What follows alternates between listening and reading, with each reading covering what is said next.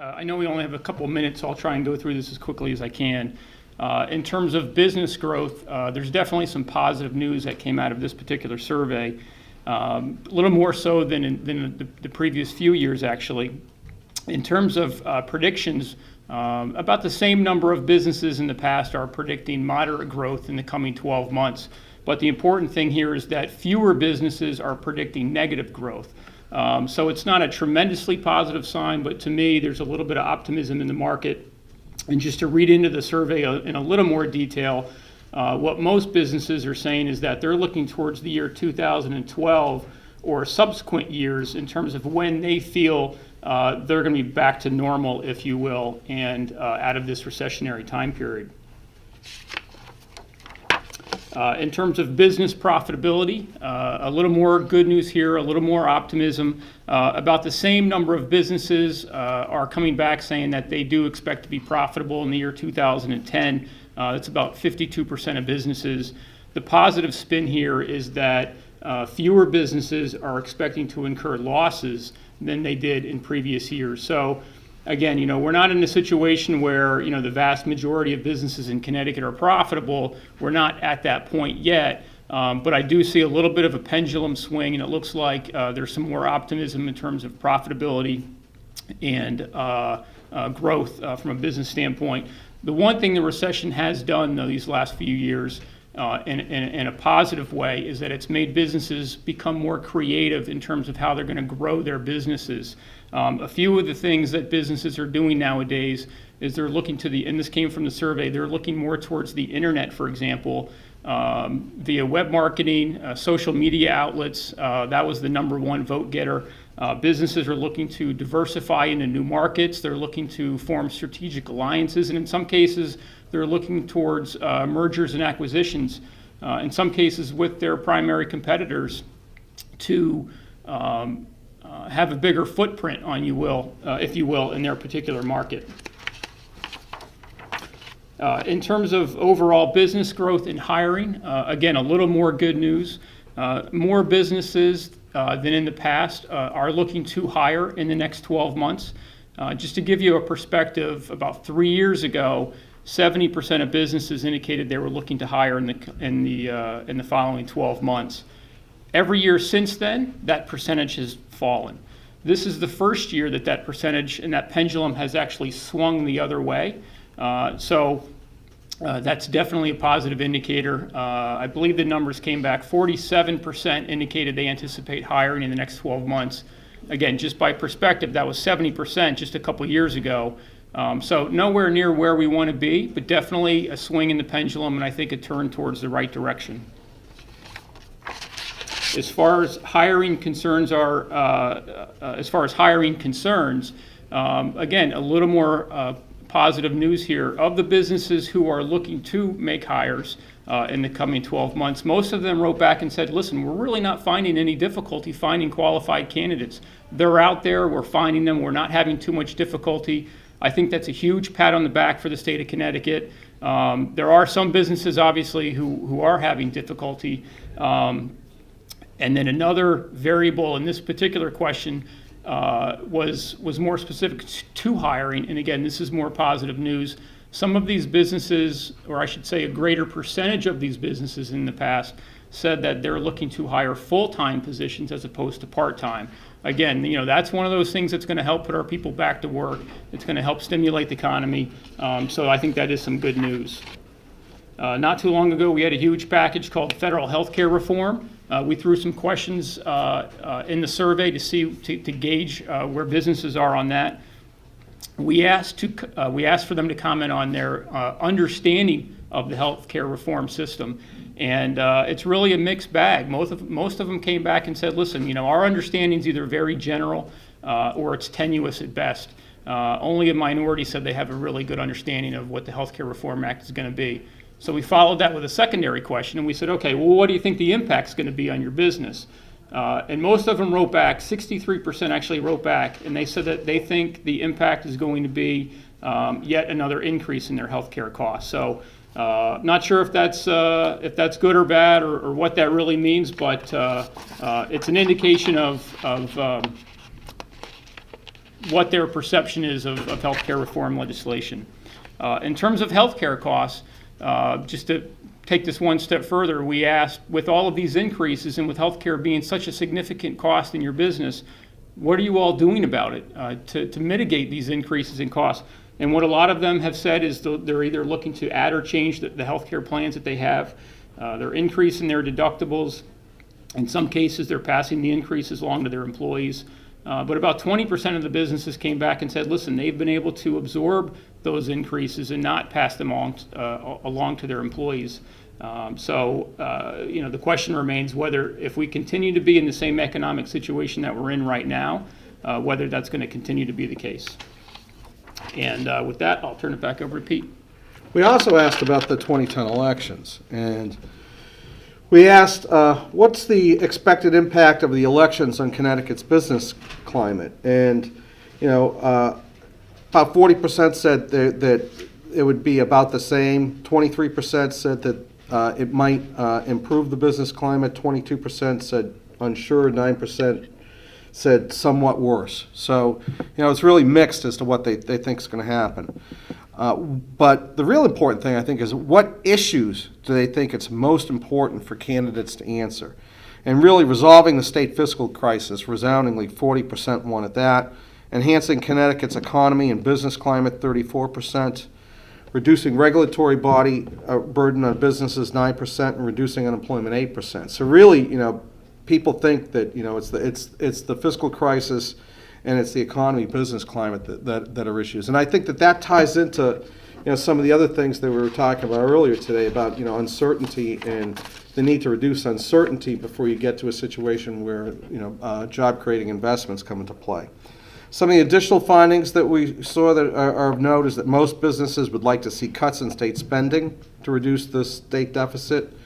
They're reducing regulatory burdens and cutting taxes are viewed as ways to enhance the business climate. That the personal income tax remains the most significant tax concern to the survey respondents. And again, that's probably due to the mix of businesses and the fact that most businesses are not incorporated. That 76% of companies indicated that proposed harmful state legislation has impacted their confidence in making strategic investments in the state. And that's really important. People talk about job loss, but they don't talk about stealth losses that we have, about a company that has operations here and has them in Kentucky or here in Mexico, and deciding, well, gee, with this proposed or actual harmful state legislation, I feel more comfortable being somewhere else with this investment rather than increasing my footprint here. And less than 20% of companies see benefits in social media, but of those that do have it, there's a lot of interest. So that's still maybe one of those things like the internet. I can remember doing the internet on this survey many years ago and didn't get a lot of response. And as we saw with this survey today, it's more and more increasingly important to companies. So that'll be a wait and see on that. Thank you for coming here. I'd like to handle any questions you might have at this time. Okay, Alex and Mara. Be curious to know what was the biggest surprise in each of your opinion from what you expected as far as the questions that were asked? To me, the biggest surprise was the number one business challenge. For a number of years, that number one business challenge has always been the cost of doing business in the state. This year, that number one answer was replaced by declining revenues and a declining customer base. I don't think that's a bad thing, though. To me, obviously it's a bad thing, but in terms of the reasoning for it, I do think there's some logic to it. I think what's happened in this recessionary time period is a lot of businesses have really stepped back and said, listen, how can we become more efficient? How can we become more productive and leaner during this difficult time period? I think they've done that, and they've done a great job doing that. Now they're stepping back and they're saying, okay, let's look at our top line. Let's look at our revenue base. And what they're finding is that the revenues have fallen and their customer base has fallen. And I'm thinking that's one reason why that took the number one slot. I sort of had two on that. One is that the reducing unemployment was so low in this thing because I think they think that reduces unemployment. The other thing is that on the greatest business challenge, I was actually surprised something like taxes in this climate came up as high as it did, because certainly we all know that there was some real devastation in terms of customer demand and customer base. Mary?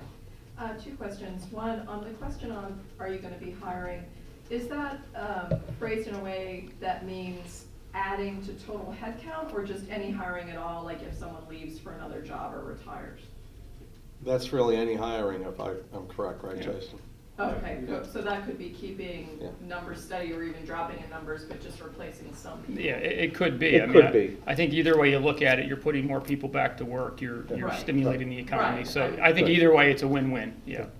And the other question I had was, it strikes me that some of these are interconnected. Obviously, if there's more revenue brought in by the state because more people are working and because the economy improves, that helps at least the immediate state fiscal crisis. It doesn't address the long-term pension issues, of course, but it sort of seems like how can you divide that out and say, you can't really solve the state fiscal crisis without solving the state's economy, I guess it seems to me. They are sort of, but people choose what they choose. Some of the questions are open-ended, some are selected, and people are going to check what they want. Right, but I'm just saying, well, whatever. Other question? Pete, I'm not familiar with past surveys. How does the response rate compare with past few years? It's pretty similar. I mean, not that far off from year to year, going back several. I just didn't know if with the economy there was more participation this year, that's all. Yeah. If you can just elaborate about the importance of solving the state's fiscal problems, how critical that is, because that's another concern. Well, if the state doesn't solve its fiscal problems, there's going to be continued uncertainty in terms of risk of tax increases. And not only risk of tax increases, but risk of tax changes that have been imposed being rescinded. For example, the pilot on manufacturing equipment, which is out there, which is really important. Many other states do not tax, manufacturing equipment, and what we do is the state provides revenues to the town to offset what would be a tax on manufacturing equipment. So that's something that's important. There's been a supposedly short-term increase in the corporate income tax, but supposedly it's supposed to sunset. Will it sunset? Will it not sunset? Looking at a $3 billion plus deficit, I don't get a real warm and fuzzy. They're going to rush out and sunset that. And so all these things are overhangs on businesses. They're trying to make decisions to make investments, whether they should increase operations here or not. And admittedly, we're going slowly, but I'm fairly optimistic. In 2011, we're going to see a little bit more push. And do we want the businesses here to be making the investments here, or do we want them making them in Texas, in Singapore, and Georgia, and the maquiladoras? And those are real issues. In a lot of ways, we almost had a muted recession in Connecticut in that we weren't really overbuilt as far as the construction industry. The financial industry did not collapse to the degree we thought it would, and so therefore did not affect Fairfield County quite as bad. Some companies like Sikorsky were going great guns through the recession. Do you get any sense of, among the general business population, of optimism on that front, that, boy, things could have been worse and maybe we dodged a bullet to a degree and that it wasn't quite as bad as it could have been? Yeah, I mean, at Blum Shapiro, our core business, our core client base is middle market companies. So I think to that end, it's a little bit of a mixed bag. There are definitely some businesses, definitely some industries, depending on what their strategies were and how they were going to cope with the recession, that really did have a difficult time. There are others, though, that as you pointed out, perhaps didn't suffer as much, and there's some that have rebounded a little quicker than others. So I think it really depends on the company. I think it depends on how in touch they were with what was going on, how proactive they were, how reactionary they were, and what kind of strategies they came up with to cope for the recession. So it's really a mixed bag.